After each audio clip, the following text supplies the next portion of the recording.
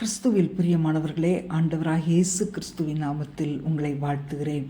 தானியேல் 4:18 பரிசுத்த தேவர்களுடைய ஆவி உனக்குள் இருக்கிறதே என்றான். இந்த தானியேல் அந்நிய தேசத்தில் சிறைப்பிடித்து கொண்டு போகப்பட்டான். அது அந்நிய தேசமாயிருந்தாலும் அவன் தன்னை தீட்டுப்படுத்தக்கூடாது என்று இருதயத்தில் தீர்மானம் பண்ணி கொண்டான். ஆகவே கர்த்தர் அவனை பத்திரமாய் பாதுகாத்தார், அவனை பராமரித்தார். அது மட்டுமல்ல, அந்த தேசத்தில் காணப்பட்ட பிரச்சனையை தீர்க்க தேவையான ஞானத்தையும் அவனுக்கு கொடுத்தார்.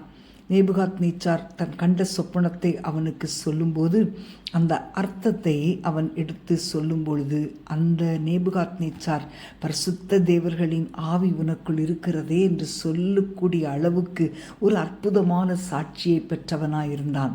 அன்பான தேவனுடைய பிள்ளைகளே, நீங்கள் யாராயிருந்தாலும் எங்கிருந்தாலும் ஆண்டவராகிய இயேசுவுக்கு சாட்சியாக விளங்க வேண்டும்.